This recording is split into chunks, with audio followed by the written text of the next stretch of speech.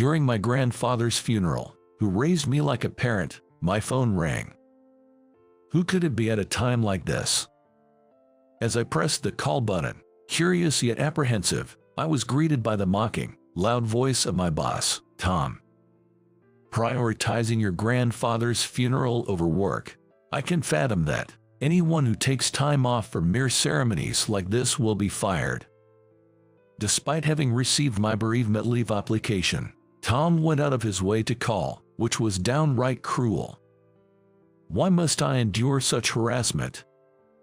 Recalling past instances of his harassment, I finally retorted. Then, I quit. Is that so? Make sure you submit your resignation as soon as possible. Tom, possibly not taking my words seriously, burst into laughter and hung up. However, his life took a steep downturn within a week. My name is Kevin Wilson, 33 years old. I work in sales for a company located in a quaint town in Nebraska, mainly dealing in wholesale, sourcing nutritious produce from farmers and selling it to stores. While I now live a peaceful life, it wouldn't be an exaggeration to say that my life has been a series of hardships. When I was 3, my father passed away in a work-related accident. It left my mother and me to fend for ourselves, but having never worked before, she quickly found herself struggling. Moreover, she had been unfaithful even during my father's life, and instead of changing her ways, she boldly started dating younger men after becoming a single parent. Eventually, she declared me a nuisance and hardly ever returned home. A concerned neighbor, unable to overlook my situation, called the police, leading to a discussion among the adults. I don't remember much as I was quite young at the time, but the result was that my paternal grandfather was contacted, and I ended up being raised by him in the quaint town of Nebraska. My grandfather was in his 60s then. A vigorous man, he had retired from the Navy in his 50s and was working locally. Originally, I planned to work right after high school, not wanting to burden my grandfather. I had thought about working right after high school, not wanting to rely on him, who was living on his pension. However, he strongly opposed the idea. I've worked for many years and have managed to save a bit. You're my precious grandson. Don't worry, I'll make sure you get to college, he insisted. With his support, I was able to attend a well-known local university. Truth be told, I wanted to pursue higher education and specialize in a field. With a dream of revitalizing this area and developing local industries, I enrolled in the economics department at university, grateful to my grandfather, and studied distribution knowledge and international perspectives. I continued to work for a local company where I had been part-timing during my studies and have been extending my service years since. Initially, I struggled with the unfamiliar tasks and often faced reprimands from my bosses and colleagues. However, by taking the time to build long-term relationships with farmers and shopkeepers, I gradually earned their trust. Now, with improved performance, I hold the position of a supervisor. I found the work fulfilling and led a satisfying life, but my boss remained a concern. Tom became my supervisor last year, a self-centered man who disrupts those around him with his whims. He seems to view his subordinates as personal attendants, summoning us for trivial matters and exploiting us for any reason. Regardless of urgent tasks or scheduled meetings, he disregards our commitments, causing headaches. Kevin, make me a coffee, 2 sugars, no milk. I'm sorry, Tom. I'm currently occupied with urgent paperwork. While I'm open to work-related instructions, his demands are purely personal. However, attempting to refuse only leads to his persistent complaints about following orders. His troubling behavior didn't stop there, it escalated further. Even moments before crucial meetings with important clients, he would burden us with unnecessary tasks like shredding irrelevant documents or organizing receipts, tasks that could wait. Once he was out of sight, my colleagues and I would quickly support each other, but this eventually began to hinder our work. Wondering why such a person was appointed as a manager, I came to understand upon hearing rumors. Tom is the son of the sister of our company's president, Harris. In other words, he is the nephew of Harris, who, after being laid off, was aimlessly wandering until Harris's sister requested a favor for his employment through family connections. Harris is known for his passionate and caring nature. While this trait allows us to maintain close interactions with local farmers and clients, it also leads to troublesome situations like dealing with Tom. Tom was bragging about his connections and took it out on his subordinates by picking on them as a way to vent. Though I initially referred to it as teasing, it gradually turned into severe harassment. And it seems that I have been chosen as his next target. I have a hunch why Tom dislikes me. In this company, where I've been working for 10 years, I've always worked tirelessly. I took on whatever I could, eagerly learned what I didn't know, and continuously expanded my knowledge. Thanks to that, clients started to remember my face and name, asking specifically for me to be their contact. While I was happy to be recognized for my hard work, Tom seemed to resent it. Spreading cheer as part of the job is ridiculous.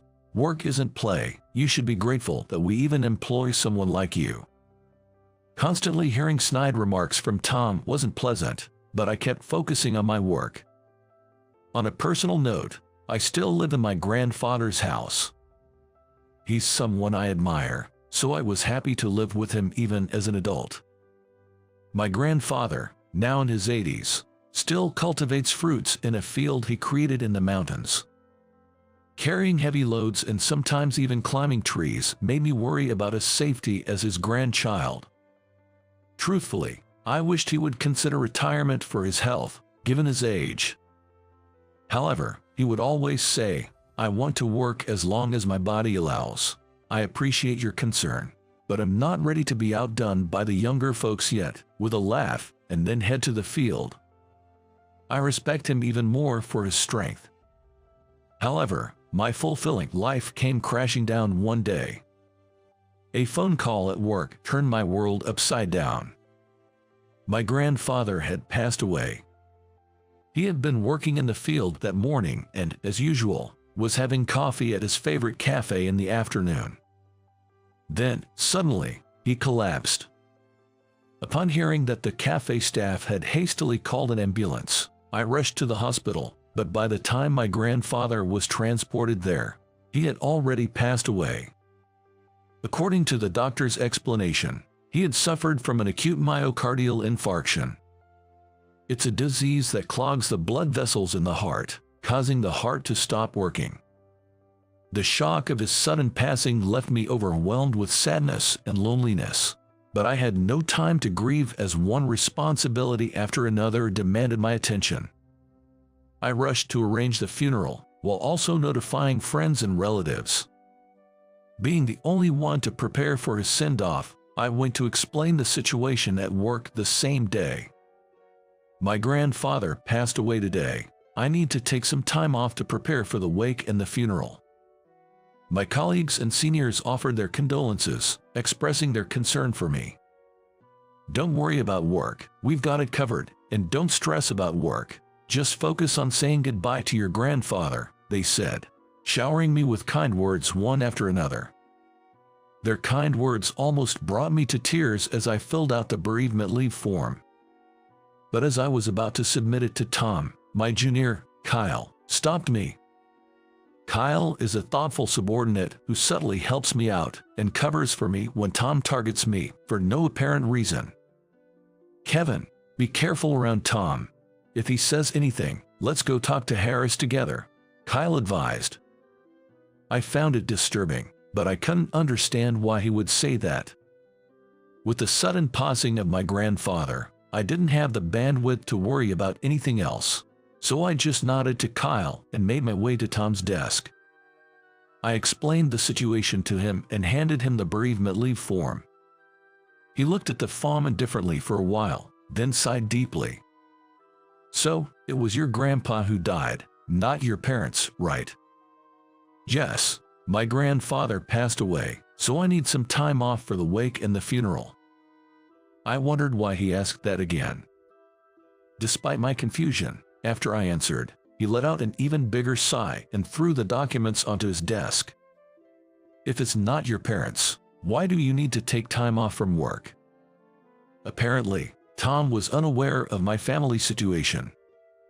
My father has passed away, and I'm estranged from my mother. My grandfather raised me in their stead, so I need to handle the funeral arrangements. I explained my family circumstances again, but he still seemed unsatisfied. But you must have other relatives. Let them handle it. He was my beloved grandfather. He raised me since I was a child, and we lived together. I want to be the one to see him off. Despite my polite explanation, all I got in return was he clicking his tongue. Did you forget? There's an important meeting in a week. If you take time off now, we won't be ready in time, he said, clearly worried about the timing. I finally understood that he was concerned about this. The meeting was about a major project aimed at revitalizing the entire area, in collaboration with the local Chamber of Commerce. Although he was in charge, I was the one who had been leading the preparations. It was a significant undertaking for our company, so both of us had been putting a lot of effort into getting ready. Don't worry, my colleagues have agreed to cover for me, and of course, as soon as I return to work, I'll get straight back to the preparations, I reassured him. I had already planned to work overtime if necessary to catch up on any work I missed during the 2 days off. But before I could elaborate, he interrupted me with a twisted face. So, even as a supervisor, you're abandoning your work responsibilities. I never thought you were this irresponsible. Promoting you was a mistake, he criticized harshly. Hearing this, I felt a surge of anger. Taking bereavement leave is a basic right as an employee. Why must I endure such harsh criticism for a reasonable request? I clenched my fists, trying to contain my emotions, but he continued to sigh exaggeratedly. There's always someone like this, never growing out of a student mindset, even after years. It's a critical time for the company, and yet, why would you apply for leave? He lamented. I felt my body trembling with rage. Already burdened with the sorrow of losing my dear grandfather, I had not anticipated such harsh words from him. That's enough. It's clear you lack motivation. I'll reluctantly accept your application, but think carefully about whether you really need to take time off, Tom said before rising theatrically, taking my leave application and walking away. Regardless, I had submitted the application. Suppressing the frustration smoldering within me, I bid Tom farewell. Afterward, I handed over my tasks to my colleagues and went home. Time and events seemed to pass in a blur. I arranged for a funeral home and a priest for the ceremony, and organized meals for the attendees. After informing relatives and friends, I chose a memorial photo of my grandfather. He had served as a Navy officer, gaining experience in the field before eventually taking up a position on shore.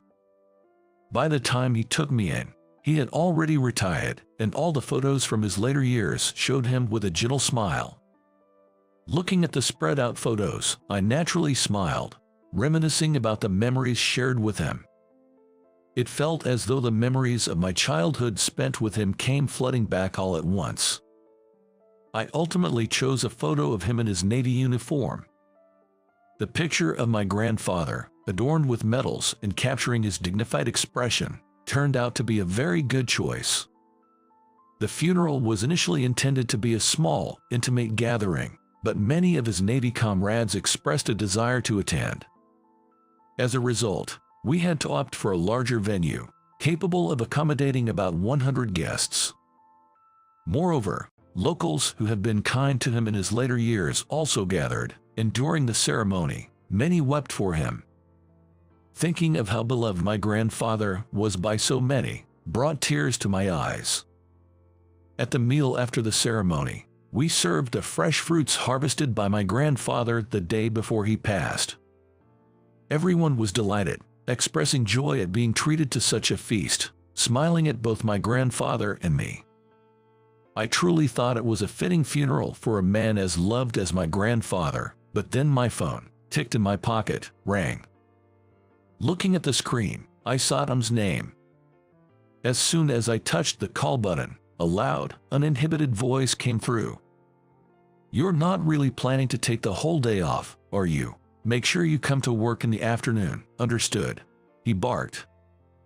"But today is the funeral. I've taken bereavement leave." I reminded him, surprised that he would call about this when he himself had received my application. But without waiting for me to finish, Tom burst out laughing. "A funeral for your grandfather? I can't see how that takes precedence over work. Anyone who takes leave for a funeral should be fired," he declared. He was threatening to fire me for attending the funeral of the grandfather who raised me. Why must I be subjected to such harassment? Recalling his past torments, I finally retorted, "Then I'll resign." "Is that so? Choosing a deceased family member over the company makes you unfit to be my subordinate. Submit your resignation as soon as possible," he said. Tom, seemingly not taking my words seriously, laughed heartily and hung up the phone. I stared at the darkened screen of my phone for a while before taking a deep breath and heading to the bathroom. Gazing at my reflection in the mirror, I pondered deeply. I had loved my job and devoted 10 years to it. Until now, I had been blessed with good relationships both with clients and within the company, and I truly didn't want to quit. But my grandfather's funeral was a once-in-a-lifetime event. He had taken me in when I lost my father and was abandoned by my mother, raising me with love and care. If the company couldn't respect my need to honor such a grandfather, then I was ready to resign. Though he was overjoyed when I got this job, I was confident I could find another job soon. After washing my face thoroughly, I steeled myself for what was to come. When I returned to the office after the bereavement leave, my concerned colleagues surrounded me. "Guys, I'm sorry, but Tom said anyone who takes time off for personal events like a funeral will be fired. Maybe I should have chosen work, but I couldn't abandon my grandfather's funeral," I explained. My colleagues and juniors were taken aback, their eyes wide in disbelief. Some murmured, "What is Tom thinking?"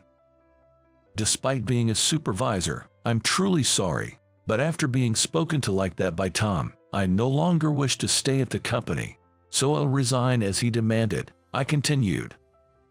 As I looked around at my shocked colleagues, I went on. "I'll submit my resignation within a few days. Tom wanted it soon, but there's an important meeting coming up, so I'll make sure to handle that handover properly. Thank you all for everything." I believe my voice trembled a bit as I said my final goodbyes. They tried to persuade me to reconsider my resignation, urging me to rethink my decision. However, my resolve was firm, and above all, I feared that staying at the company would only lead to further harassment from him. For the meeting handover, I sent all the relevant documents and data to my colleagues and answered any questions they had. After completing the handover for the meeting, I submitted my resignation to Tom. Thus ended my 10-year career with the company. A week had passed since the funeral, and it was the day of the important meeting. As I was relaxing at home, the company called me at 11 a.m. "Yes, this is Kevin," I answered. "Kevin, there's been a huge problem with the meeting," came Kyle's voice, trembling as if he was holding back laughter. His detailed report went like this. "Today's meeting brought together senior executives from my company and representatives from the local Chamber of Commerce. The agenda was about setting up a system to sell local agricultural products online. In the town where I live, which is nestled in the mountains, aging is progressing rapidly, leading to an increase in people who are unable to go shopping in the downtown area. This has caused a continuous decline in sales for the shopping district. This led to stores reducing their inventory and, consequently, farmers producing less. As a result, Our company, which handled distribution, was also seeing decreased revenue. The proposed plan involved delivering harvested goods not only to local wholesalers but directly to individuals' homes. Orders would be accepted through our company's website, social media, and phone. This information would then be compiled and communicated to the farmers, who would confirm the orders on site and ship the products directly to the customers. This way, we could deliver vegetables to residents unable to go shopping and allow out-of-state customers to enjoy fresh, locally sourced specialties. As the number of out-of-state customers increased, both the farmers and our company, acting as intermediaries, could see an increase in revenue. This project was critical for our company. The meeting took place today, and one issue came up. The issue was my resignation from the company as the planner of the project. The key point of this plan is to directly purchase fresh produce from the producers, that is, the farmers, and sell it in each store. In other words, me, working as a sales representative, was seen as the company's representative to the farmers, and they participated in this plan because I was involved. Many farmers are still traditionally difficult to deal with. When I first joined the company, there were many times I was turned away without even being heard. But over 10 years, I never gave up visiting them, negotiating until both the company and the farmers were satisfied, and that trust I finally gained was my weapon. That's probably why we were able to realize this direct sales project. And then came my resignation at this critical moment. Kyle, still chuckling, explained to me how the meeting went. As soon as the meeting started, the farmers noticed I wasn't there and asked why. It was only then that Harris realized I was absent and, surprised, urged my direct supervisor, Tom, to provide an answer. Then, Tom casually said, "Our sales representative, Kevin, resigned the other day. He is no longer an employee of ours, so going forward, this employee will take over. We appreciate your cooperation," as he introduced Kyle. However, Kyle shared that he was called in by Tom the day before the meeting and was unilaterally instructed to take over all the duties I had been handling. Even though I had handed over the necessary documents and project details, sales is not a simple task that can be managed just by looking at the documents. Moreover, he had anticipated that a young and unfamiliar employee like Kyle would not be easily accepted by the local farmers. But it seems Tom had not at all anticipated the reaction that Kyle had predicted.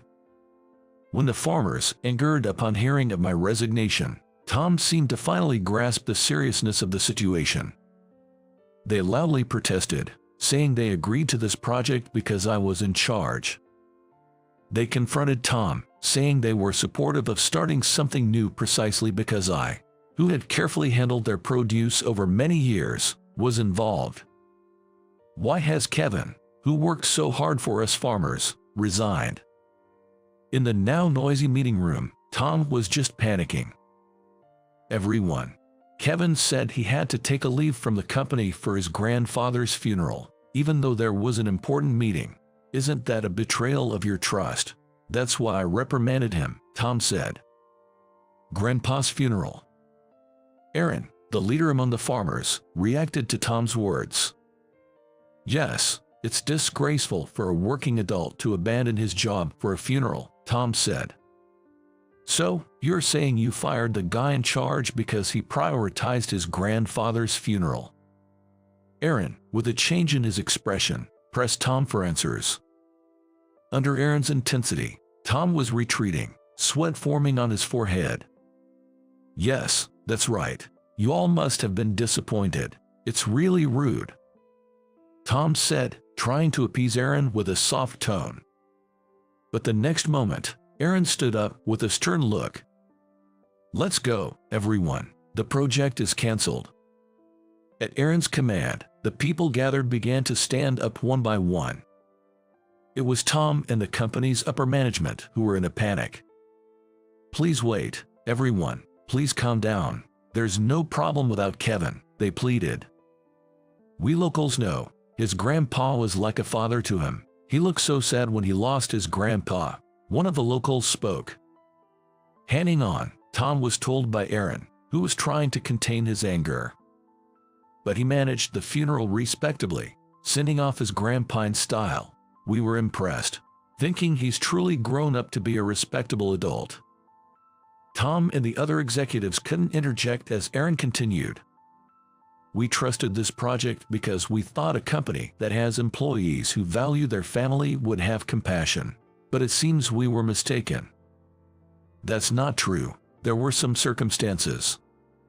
Tom tried to stop Aaron, but with a simple gesture of farewell, Aaron left the company.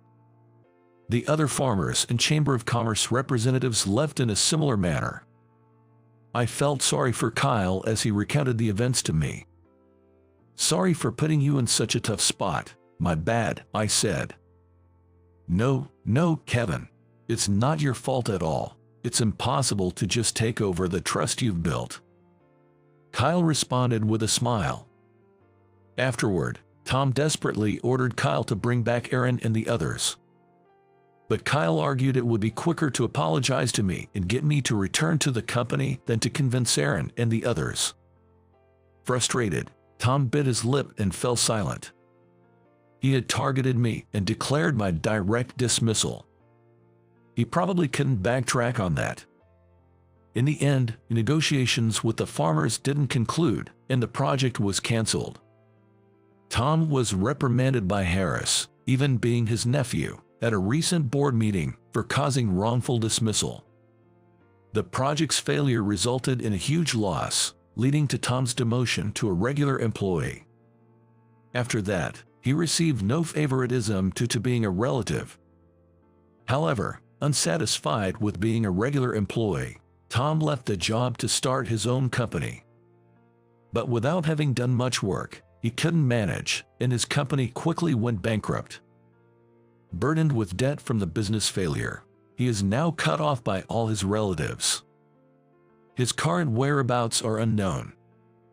Meanwhile, Harris personally visited my home to apologize. He apologized for Tom's rudeness and asked if I would consider working for the company again. According to Harris, my resignation letter was still in process and kept on file. I know it's a lot to ask, but we're in a bind without you. I really want to revitalize this region. Would you consider coming back to the company? He pleaded.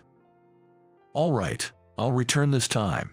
I don't want to miss an opportunity to give back to the people of this region, I agreed. Thus, I returned to the company. The project was officially launched with me in charge, as planned. Harris sincerely reflected on hiring based on connections, even if requested by relatives, was his responsibility. He voluntarily took a pay cut for 3 months and promised us employees to work towards a more transparent company culture. Welcomed by colleagues and seniors, I pushed forward the project with enthusiasm.